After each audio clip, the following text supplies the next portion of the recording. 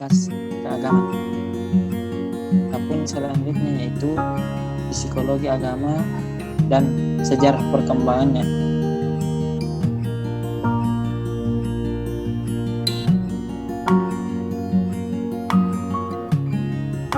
Dalam usianya yang berbagai kalangan termasuk para agamawan yang semula menggugat keabsahan sebagai disiplin. Bismillahirrahmanirrahim.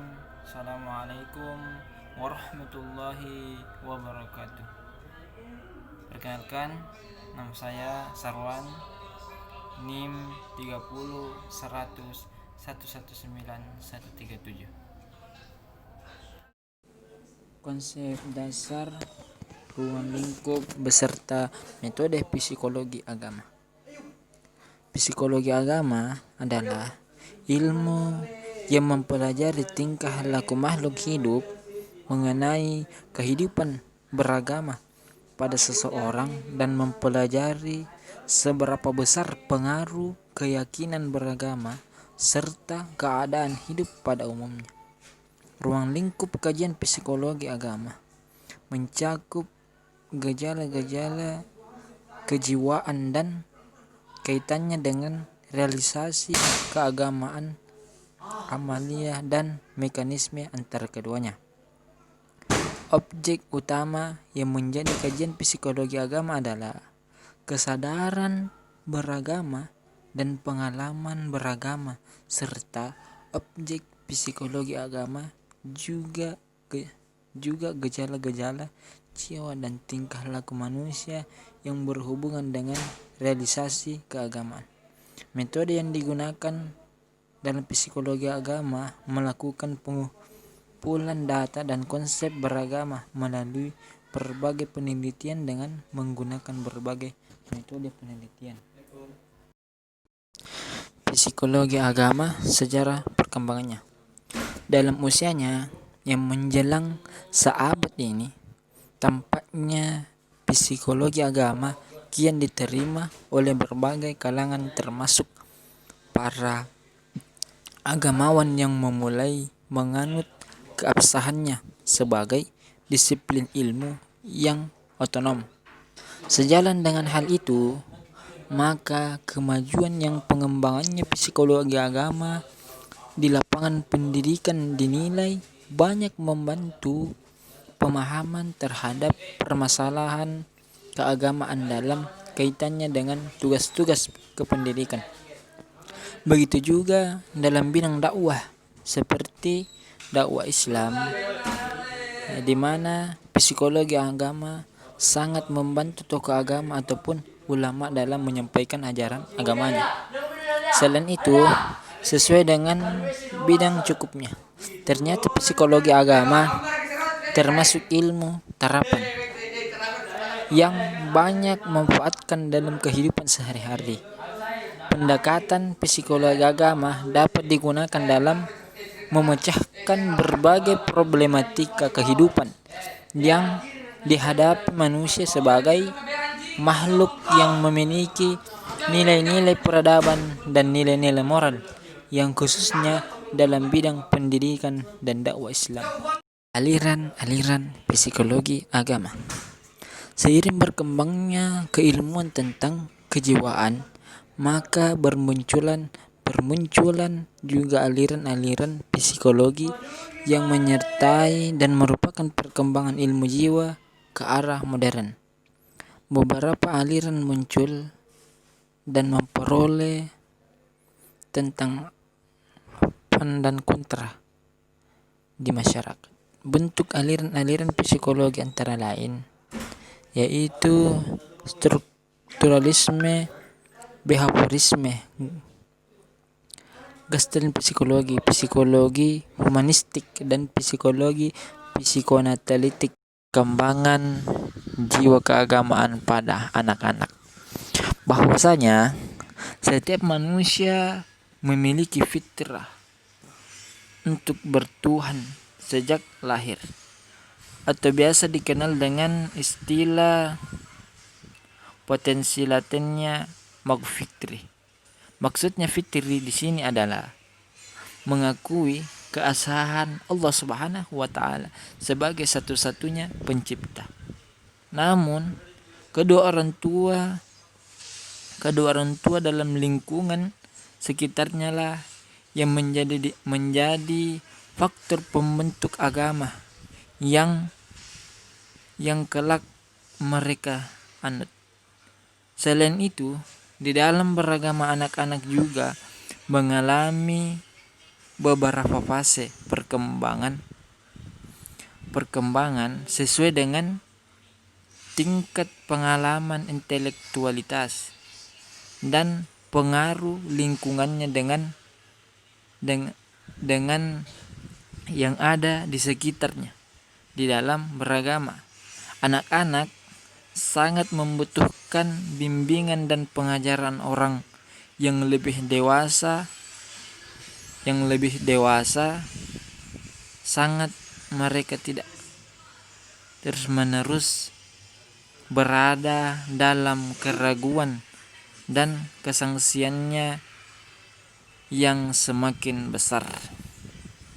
Perkembangan jiwa keagamaan pada remaja. Psikologi agama merupakan cabang psikologi yang meneliti dan mempelajari tingkah laku manusia dalam hubungan dengan pengaruh keyakinan terhadap agama yang dianut serta dalam kaitannya dengan perkembangan usia masing-masing. Perkembangan adalah suatu proses yang menuju ke depan dan tidak dapat diulang kembali. Perkembangan menunjukkan pada perubahan-perubahan dalam suatu arah yang bersifat tetap dan maju. Perkembangan adalah suatu proses perubahan yang lebih dapat mencerminkan sifat-sifat mengenai gejala psikologis yang tampak atau dua faktor yang mempengaruhi perkembangan pada anak remaja, yaitu yang pertama keturunan atau warisan, dan yang kedua lingkungan. Masa remaja merupakan masa peralihan yang ditempuh oleh seseorang dari anak-anak menuju dewasa, atau dapat dikatakan bahwa masa remaja adalah perpanjangan masa kanak-kanak sebelum mencapai usia dewasa. Perkembangan jiwa agama pada masa al-murahikah sejalan dengan perkembangan jasmani dan rohania. Penghayatan para remaja terhadap ajaran agama dan tindak keagamaan yang tampak pada remaja banyak berkaitan dengan perkembangan itu. Perkembangan jiwa agama pada seseorang pada umumnya ditentukan oleh pendidikan, pengalaman, dan latihan-latihan yang dilaluinya dengan pada masa kecilnya. Perkembangan jiwa keagamaan pada dewasa. Usia dewasa adalah usia ketenangan jiwa, ketetapan hati, dan keimanan yang tegas. Usia dewasa dibagi ke dalam 3 tahap, yaitu masa dewasa dini, masa dewasa madya, dan masa dewasa akhir atau lansia. Masa dewasa menurut konsep Islam adalah fase di mana seseorang telah memiliki tingkat kesadaran dan kecerdasan emosional, moral, dan spiritual, dan agama secara mendalam. Perubahan terjadi pada manusia seiring dengan berjalannya waktu, dengan melalui tahap-tahap perkembangan. Hurlock menyebutkan tahap perkembangan tersebut adalah periode paranatal, masa awal, dan kanak-kanak. Masa akhir kanak-kanak, masa remaja awal, masa remaja awal, masa dewasa Nadia, dan masa usia lansia. Masing-masing tahapan tersebut mempunyai tugas, perkembangan, dan karakteristik yang berbeda-beda. Melalui tahap-tahap perkembangan tersebut, Hurlock ingin menjelaskan bahwa menjadi tua pada manusia adalah suatu hal yang pasti terjadi dan tidak dapat dihindari. Menguraikan berbagai bentuk penyimpangan perilaku beragama dan faktor-faktor penyebab penyimpangan. Dalam kehidupan sosial, dikenal bentuk rata aturan disebut norma. Norma dalam kehidupan sosial merupakan nilai-nilai luhur yang menjadi tolak ukur tingkah laku sosial. Tingkah laku yang menyalahi norma yang berlaku disebut dengan tingkah laku yang menyimpang.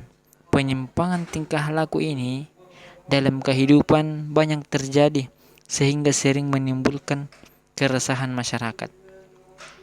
Penyimpangan tingkah laku dalam kehidupan banyak terjadi sering menimbulkan keresahan dalam masyarakat. Tingkah laku keagamaan yang menyimpang itu terjadi karena beberapa hal, yaitu konflik agama, terorisme dan agama, mitos-mitos agama, falisme, bentuk penyimpangan perilaku keagamaan, penyimpangan bersifat